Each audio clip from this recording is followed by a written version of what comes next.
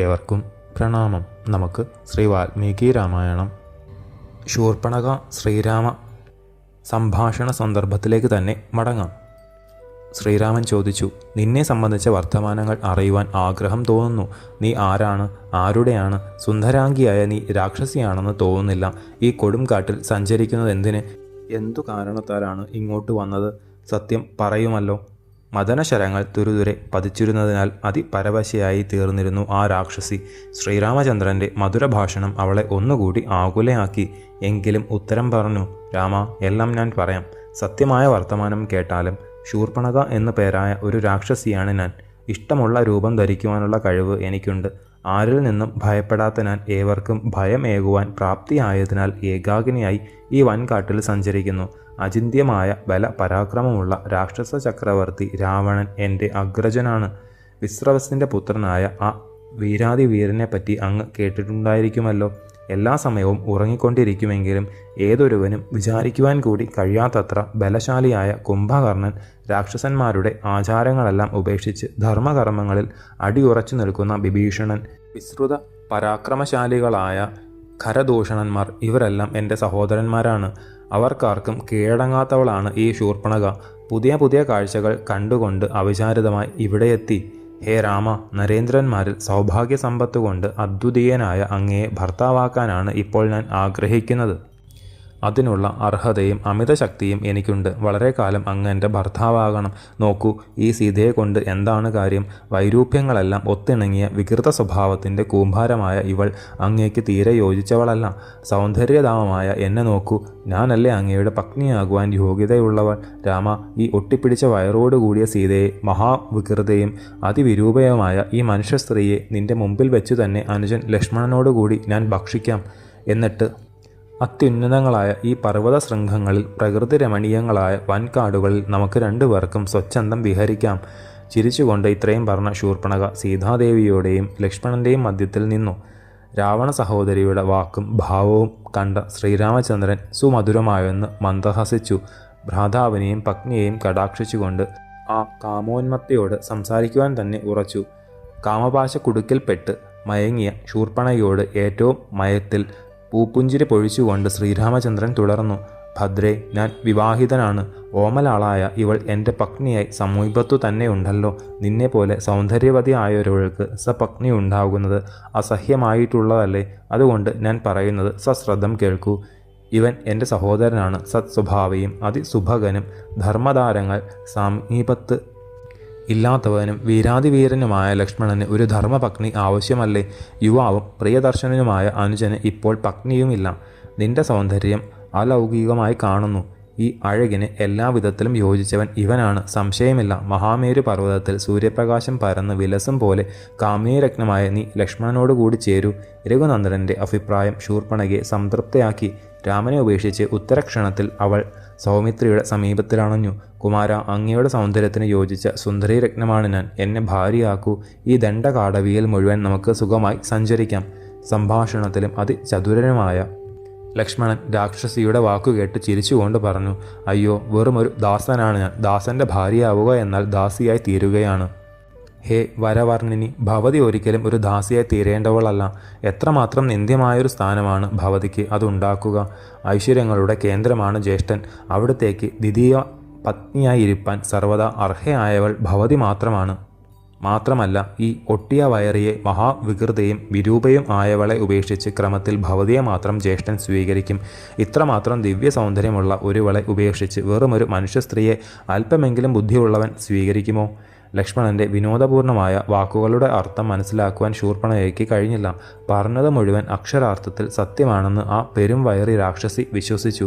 പർണശാലയിൽ സീതാസമേതനായിരിക്കുന്ന ശത്രുവംശ വിനാശകൻ്റെ അടുത്തേക്ക് വീണ്ടും ചെന്ന്, വയറൊട്ടിപ്പിടിച്ച ഈ വിരൂപ മഹാവൃദ്ധയായ ഈ വികൃത അടുത്തു തന്നെ ഉള്ളതുകൊണ്ടാണ് എന്നെ ഒട്ടും ബഹുമാനിക്കാത്തത്. ഈ മനുഷ്യ സ്ത്രീയെ നിന്റെ മുമ്പിൽ വെച്ച് തന്നെ ഞാൻ തിന്നു തീർക്കാം. പിന്നെ സപത്നി മത്സരം ഉണ്ടാവുകയില്ല. അങ്ങയോടൊന്നിച്ച് യഥേഷ്ടം എനിക്ക് ക്രീഡിക്കാം. ഇത്രയും പറഞ്ഞപ്പോഴേക്കും ശൂർപ്പണഖയുടെ ഉണ്ടക്കണ്ണുകൾ തീക്കനൽ പോലെയായി. പെൺമാൻ കണ്ണുപോലെ ആയതാക്ഷിയായ സീതാദേവിയെ കൊള്ളിമീൻ രോഹിണീ നക്ഷത്രത്തെ ബാധിക്കുന്നത് പോലെ ആ രാക്ഷസി കണ്ണുകൾ ഉരുട്ടി മിഴിച്ചുകൊണ്ട് അടുത്തു.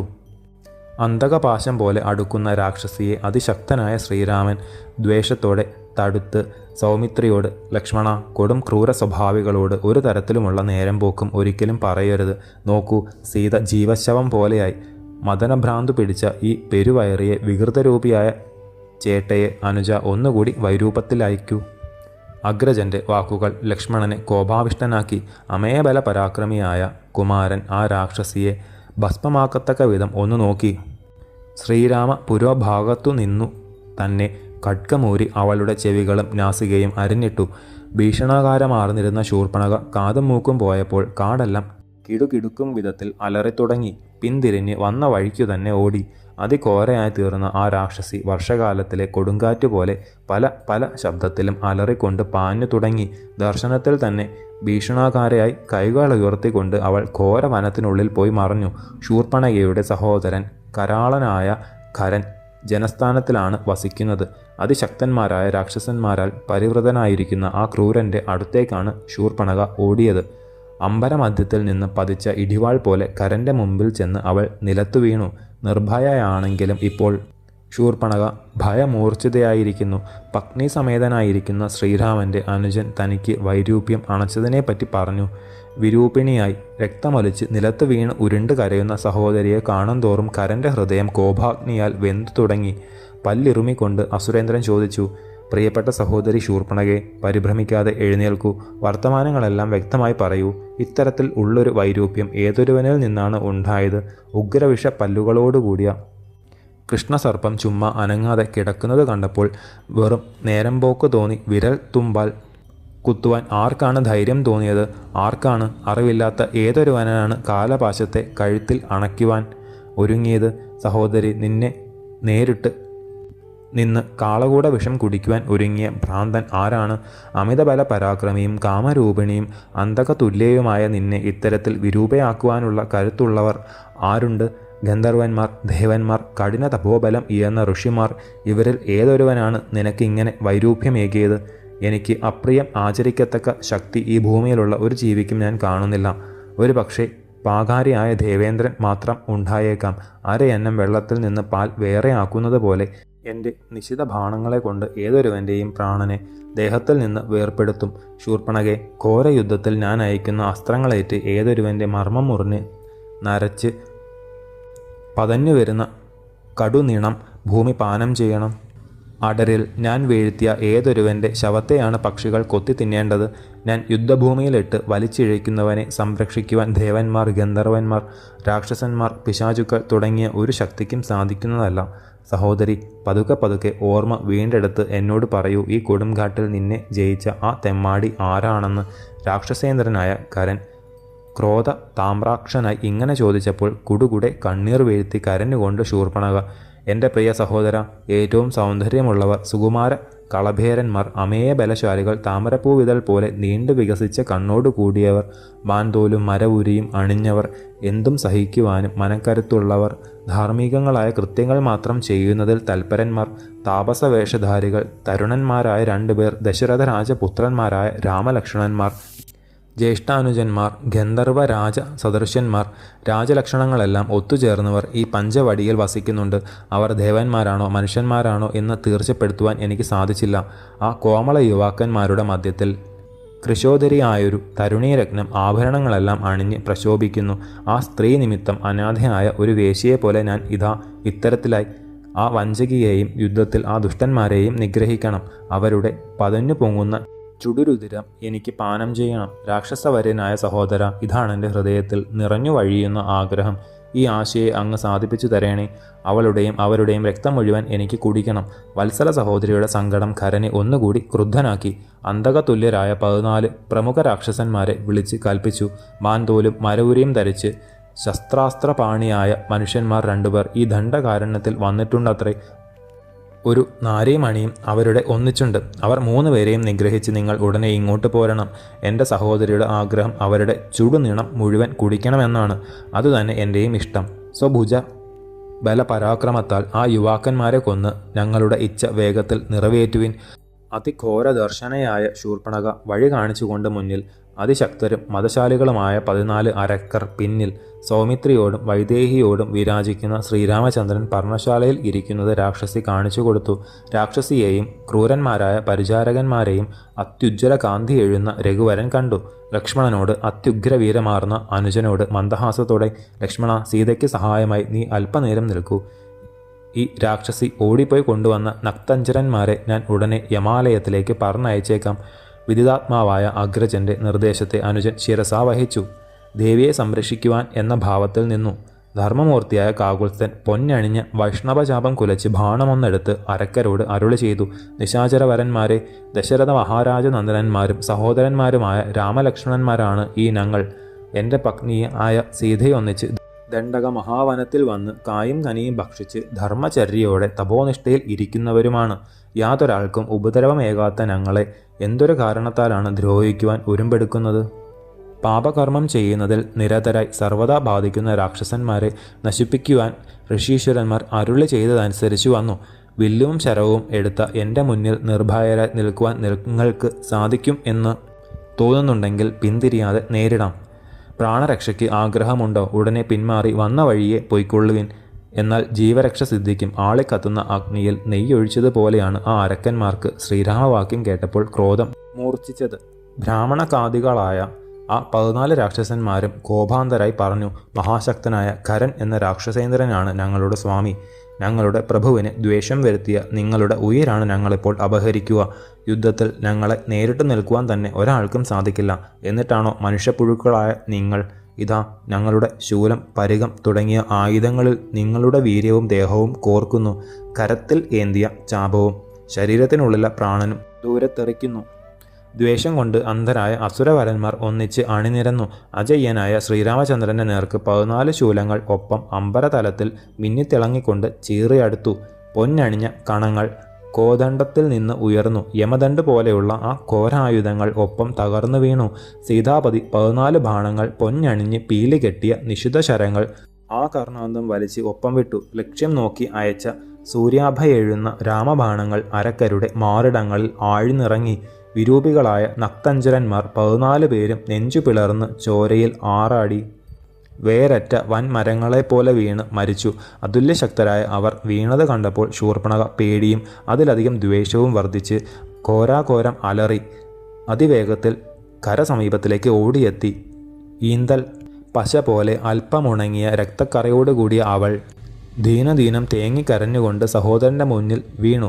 ശ്രീരാമസവിധത്തിൽ എത്തിയ നിശാചരന്മാർ അഗ്നി സമീപത്തിലെത്തിയ ഈയാമ്പാറ്റകളായി എന്ന വർത്തമാനം പർണാശ്രമത്തിൽ നിന്ന് വന്ന ശൂർപ്പണഖ പറയുവാൻ ഒരുങ്ങി. വീണ്ടും മുന്നിൽ വീണ ശൂർപ്പണഖയെ കണ്ട ഖരൻ ഏറ്റവും ക്രോധത്തോടെ ആ അനർത്ഥകാരിയോട്, അതിധീരന്മാരും രുതിരപാനപ്രിയന്മാരുമായ രാക്ഷസ ശ്രേഷ്ഠന്മാരെയാണ് നിന്റെ ഇഷ്ടത്തിനു വേണ്ടി അയച്ചു തന്നത്. വീണ്ടും ഇവിടെ വന്ന് കരയുന്നത് എന്തിനാണ്? ഞാൻ അയച്ചു തന്നവർ തികച്ചും വിശ്വസ്തരാണ്, ആത്മാർത്ഥ സ്നേഹം ഉള്ളവരാണ്, എൻ്റെ ഇഷ്ടം ഏതൊന്നായാലും അനുസരിക്കുന്നവരാണ്, മറ്റുള്ളവരെ നശിപ്പിക്കുകയല്ലാതെ സ്വയം നശിക്കാത്തവരുമാണ്. അവർ ഒരിക്കലും എൻ്റെ കൽപ്പന അനുസരിക്കാതിരിക്കുകയില്ല. പിന്നെ എന്തു കാരണത്താലാണ് ഇവിടെ വന്ന് പാമ്പിനെ പോലെ നിലത്ത് കിടന്ന് ഉരുണ്ട് ഹാ ഹാ ഹി ഹി നാഥ എന്നൊക്കെ ആർത്തു വിളിക്കുന്നത്? രക്ഷിതാവായി നാഥനായി ഈ ഞാനുള്ളപ്പോൾ അനാഥയെപ്പോലെ നീ വിലപിക്കുന്നുവോ? കഷ്ടം തന്നെ. എണീക്കൂ, എണീക്കൂ, ഭയപ്പെടേണ്ട, ഭീരുത്വം കളയൂ. വാശി കടുക്കയായ ശൂർപ്പണഖ ഖരൻ്റെ സാന്ത്വന വാക്കുകൾ കേട്ട് കണ്ണീർ തുടച്ച് സഹോദരനോട് പറഞ്ഞു, കാതും മൂക്കും മുറിഞ്ഞ് രക്തത്തിൽ കുളിച്ച് ഞാനിവിടെ ശരണം പ്രാപിച്ചപ്പോൾ എന്നെ സമാശ്വസിപ്പിച്ച് അങ്ങേക്ക് വിശ്വാസമുള്ള 14 ക്രൂര രാക്ഷസന്മാരെ അയച്ചുവല്ലോ. അതിക്രോധത്തോടു കൂടിയ അവർ ശൂലം, പട്ടസം തുടങ്ങിയ ആയുധങ്ങളേന്തി രാമലക്ഷ്മണന്മാരെ കൊല്ലുവാൻ പാഞ്ഞെടുത്തു. മർമ്മം മുറിക്കുന്ന രാമബാണം അരക്കരെ മുഴുവൻ കാലനൂരിൽ എത്തിച്ചു. അമിത ബലവാനായ രാമൻ്റെ മുന്നിൽ കരുത്തരാണെങ്കിലും അവരെല്ലാം വീണു മരിച്ചു. അതു കണ്ടതോടെ എനിക്ക് ഒതുങ്ങാത്ത ഭയവും ദുഃഖവും ഉണ്ടായി. സഹോദര, ചുറ്റുപാടും ഞാൻ കാണുന്നത് ഭയം മാത്രമാണ്. ദുഃഖമാകുന്ന മുതലകൾ, ഭയമാകുന്ന അലകൾ, ഇവയോട് കൂടിയ ശോകസാഗരത്തിൽ മുങ്ങിത്താഴുന്ന എന്നെ എന്താണ് രക്ഷിക്കാൻ അമാന്തിക്കുന്നത്? മാംസഭക്ഷകരായ നക്തഞ്ചരന്മാർ എൻ്റെ ഒന്നിച്ചു പോന്നു. രാമൻ്റെ കൂർത്ത ശരങ്ങൾ അവരെ മുഴുവൻ ഭൂമിയിൽ വീഴ്ത്തി. സംപൂജ്യനായ സഹോദര, അവരിലും എന്നിലും അല്പമെങ്കിലും കരുണയുണ്ടെങ്കിൽ, രാമനോട് നേരിടത്തക്ക ധൈര്യമോ ശക്തിയോ ഉണ്ടെങ്കിൽ രാക്ഷസ കണ്ഠകനായ രാമനെ ദണ്ഡകവനത്തിൽ നിന്ന് പറിച്ചെടുത്ത് ദൂരത്ത് എറിയണം. നമ്മുടെ ശത്രുവായ ദാശരഥിയെ നിഗ്രഹിക്കാതിരിക്കുന്നിടത്തോളം കാലം അങ്ങ് എൻ്റെ ശത്രു തന്നെയാണ്. മാനം കെട്ട ഞാൻ ഇവിടെ വെച്ച് അങ്ങയുടെ മുന്നിൽ വെച്ച് പ്രാണൻ കളയും. വളരെ സൈന്യങ്ങളോട് കൂടിയവൻ, അത്യുഗ്ര വീരപരാക്രമിയായ സേനാപതി, രാക്ഷസേശ്വരനായ രാവണ സഹോദരൻ. ഇങ്ങനെയൊക്കെയാണെങ്കിലും രാമനോട് എതിരിടാനുള്ള കെൽപ്പ് അങ്ങേക്കില്ലെന്നാണ് എൻ്റെ ഹൃദയം പറയുന്നത്. ശൂരനാണെന്ന് അഭിമാനിക്കുന്ന അങ്ങ് ശൂരവാക്കുകൾ പറയുന്നതല്ലാതെ കാര്യത്തിൽ ശൂരത്വം കാണിക്കുന്നില്ല. മനുഷ്യരായ രാമലക്ഷ്മണന്മാരെ വധിക്കുവാൻ കെൽപ്പില്ലാത്ത ഭീരു, രാമനോട് ഏറ്റുമുട്ടാൻ ശക്തിയുണ്ടെങ്കിൽ ദണ്ഡകാരണ്യത്തിൽ വസിക്കുന്ന അവനെ, രാക്ഷസ വംശത്തിന് മുഴുവൻ കളങ്കം ചാർത്തുന്ന നീ നിഗ്രഹിക്കുക. അന്തസ്സും ഉശിരും ഇല്ലാതെ ഇങ്ങനെ ഇരിക്കുവാൻ നാണമില്ലല്ലോ. ജനസ്ഥാനത്തെ ഉപേക്ഷിച്ച് ബന്ധുക്കളോടുകൂടി എവിടേക്കെങ്കിലും ഓടിപ്പോവുക. രാമൻ്റെ ഉഗ്ര തേജസ്സു തട്ടി നീ നശിക്കാറായി. ദശരഥനന്ദനായ രാമൻ എനിക്ക് വൈരൂപ്യമേകിയ വീരവീരനായ ലക്ഷ്മണൻ, ഇവരെ പോലെ ബല പൗരുഷങ്ങൾ ആർക്കാണുള്ളത്? പെരും വയറിയായ രാക്ഷസി 2 കൈകൊണ്ടും വയറ്റത്തടിച്ച് ഇങ്ങനെ ഓരോന്ന് പറഞ്ഞ് വിലപിച്ചുകൊണ്ട് നഷ്ടസംജ്ഞയായി സഹോദര സമീപത്തിൽ കിടന്നു. ശേഷം ചരിതം നമുക്ക് അടുത്ത ഭാഗത്തിലൂടെ കാണാം. ഗുരുപാദങ്ങളിൽ സാഷ്ടാംഗ പ്രണാമത്തോടെ നമസ്കാരം.